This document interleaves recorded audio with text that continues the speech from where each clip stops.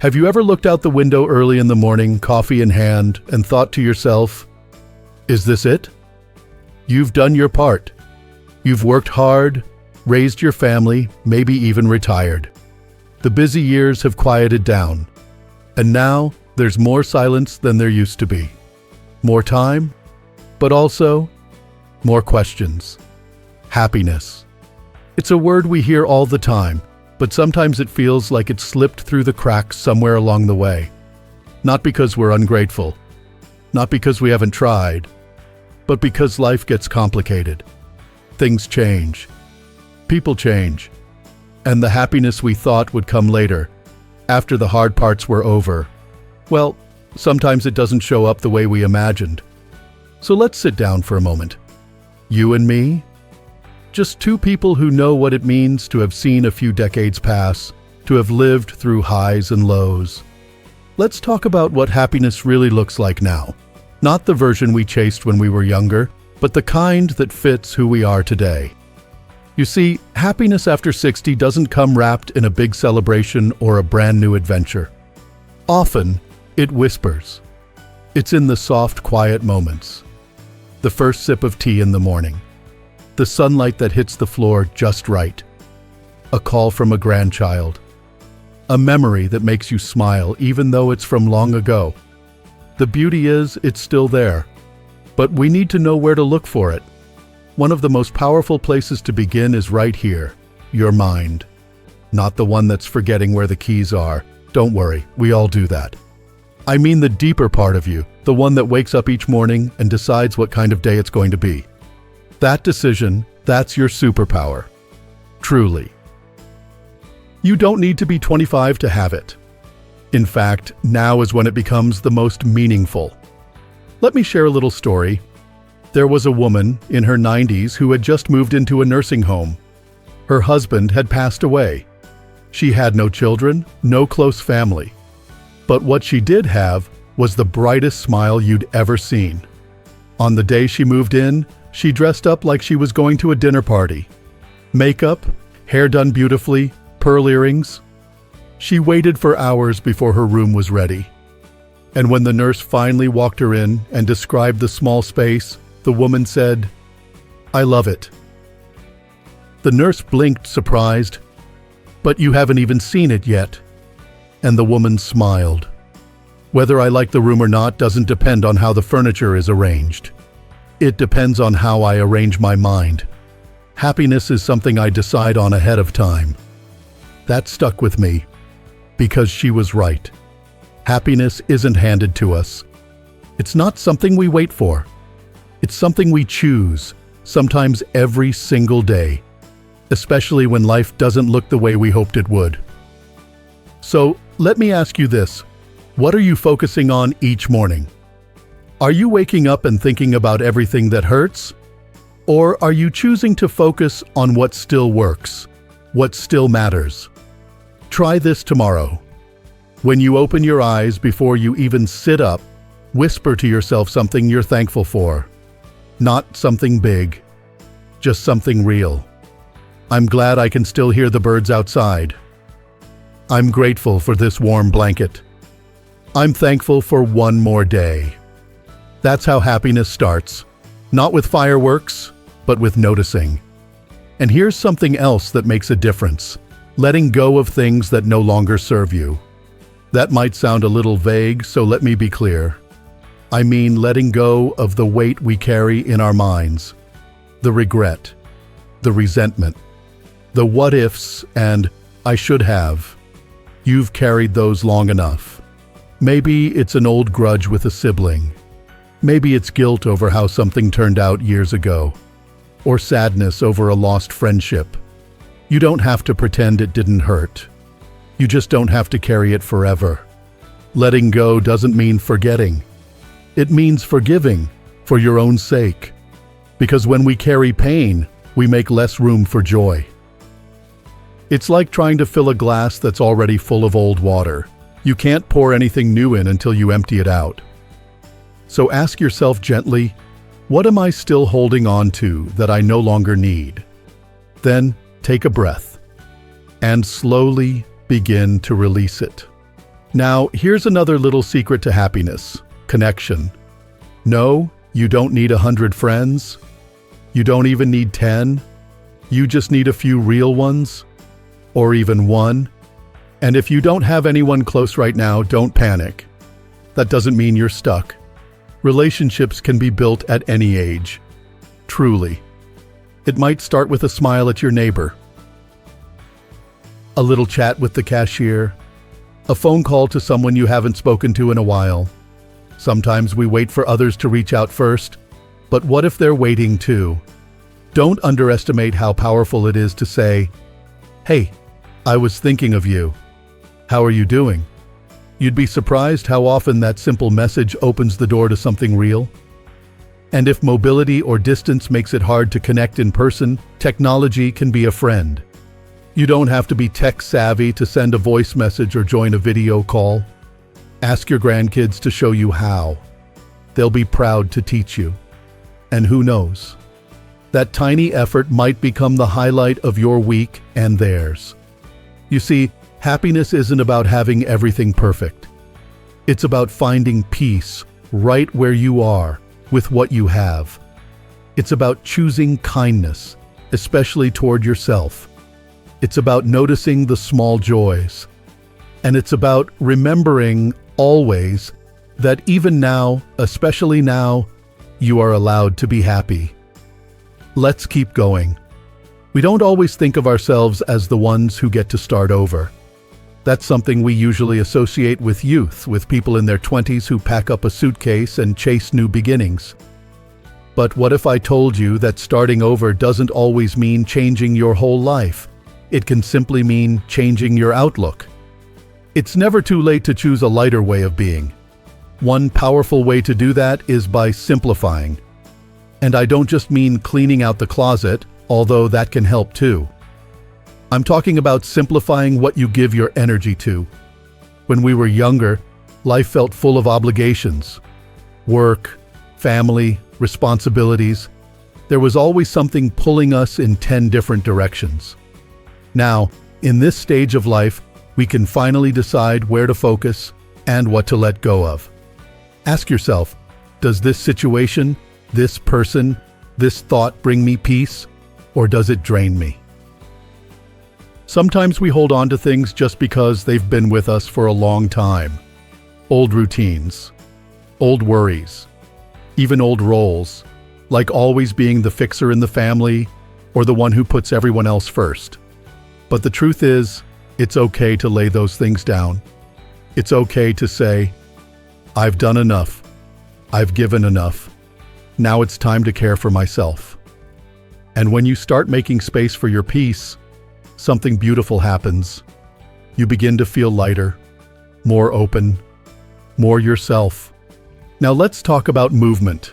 Not exercise, not anything intense or intimidating. I'm talking about gentle movement, the kind that reminds your body it's still alive, still capable, still strong in its own way. Even a short walk around the block or stretching while the kettle boils can lift your mood. There's something about moving your body that helps clear your mind. It reminds you that you're here. You're still part of the world. You're still in motion, even if your pace is slower than it used to be.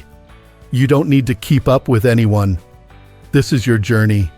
Move how you want to move. Listen to your body and honor what it tells you.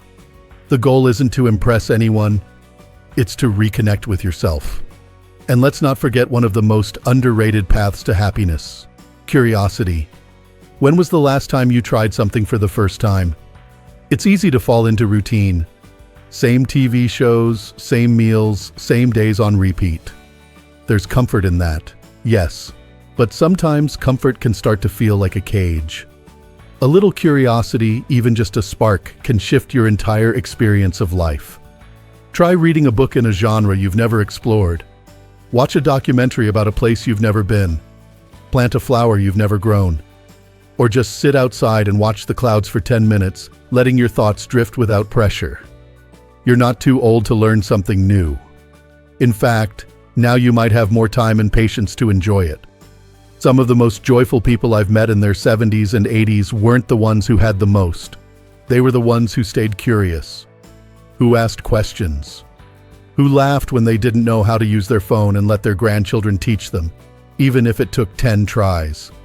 They weren't afraid of looking silly. They were more interested in staying alive, in every sense of the word. And you know what else those people had in common? Gratitude. Not the kind that's forced or fake. Not, I guess I should be grateful. But real, quiet gratitude. The kind that notices the small stuff and says, this matters. A warm drink, a smile from a stranger, a bird outside your window. Gratitude is like watering a plant. The more you do it, the more it grows. It's not magic. It's a habit. And it's one you can build at any age. Try this. Each night before you go to sleep, think of 3 things you're thankful for. They don't have to be profound. They just have to be real. Maybe it was the way the light looked on the trees. Maybe it was a text from someone you love. Maybe it was just the fact that you made it through another day.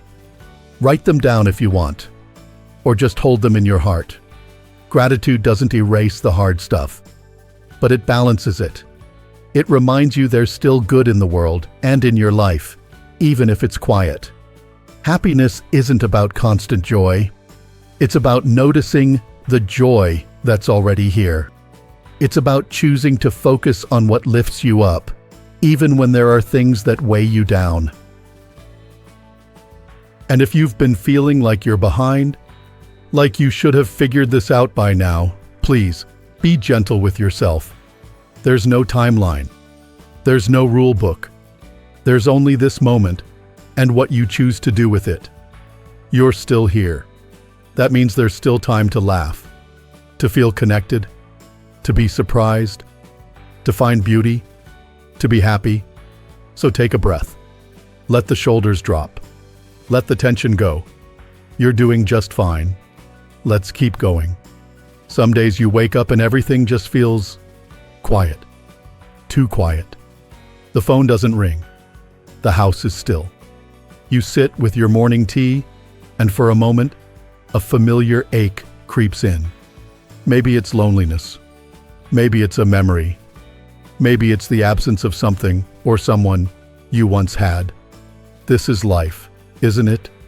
Not always loud or full. Sometimes it's soft and still. And in that stillness, happiness can either hide or reveal itself. You see, one of the most beautiful truths about growing older is that we become more aware of time, not just the hours in a day, but the seasons of life. We've seen enough to know that everything changes. We've been through losses, joys, regrets, and miracles. And with that comes wisdom.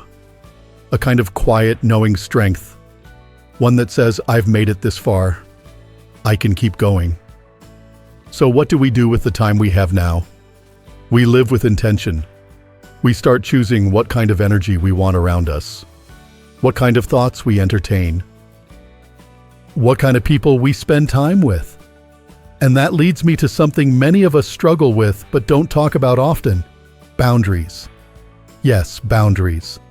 Even in your 60s, 70s, 80s, and beyond, it's still okay to say no, to protect your peace, to distance yourself from people who bring more stress than joy. Just because someone's been in your life a long time doesn't mean they're entitled to your peace of mind. You deserve relationships that feel safe, conversations that leave you feeling seen, time spent with people who lift your spirit, not drain it. It's not selfish. It's healthy. You've spent a lifetime giving, maybe to your children, your spouse, your job, your community. Now is the time to give back to yourself. Not in a flashy or extravagant way, but in the kind of way that makes your soul exhale. Maybe that means taking a walk by yourself without feeling guilty. Maybe it means turning off your phone for a few hours. Maybe it means finally learning how to paint, or garden, or write, just because it brings you joy. And let's not forget the healing power of laughter. When was the last time you had a good, hearty laugh? The kind that makes your stomach hurt a little and your eyes water? Laughter is a kind of medicine we don't take seriously enough. It doesn't fix everything, but it softens the sharp edges of life. And it reminds us that even now, even with all we've seen, we can still be surprised by joy. If you can, find people who make you laugh.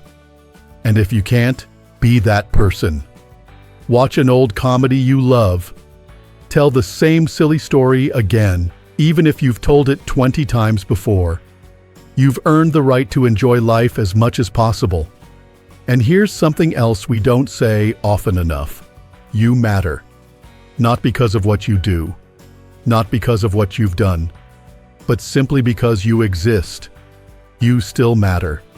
To the people who love you, to the world, and most importantly, to yourself. You don't need to earn that worth. It's already yours. So if the days feel long or the silence feels heavy, remind yourself of all the times you kept going, all the times you loved deeply, all the moments you made someone else feel safe or seen or cared for. That's not small. That's everything. And maybe, just maybe, happiness isn't something you chase anymore.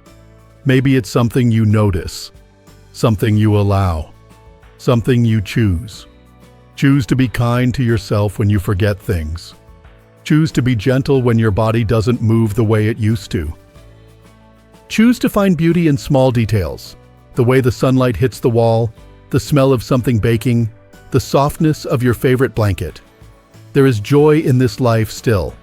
Not in the big, grand moments, but in the quiet, everyday ones. And if you're watching this right now, I want you to know something. You're not alone. There are so many others just like you, rediscovering joy in this season of life. Let's be a community that encourages one another, that lifts each other up, that reminds each other we're still here and we still have so much to give and receive.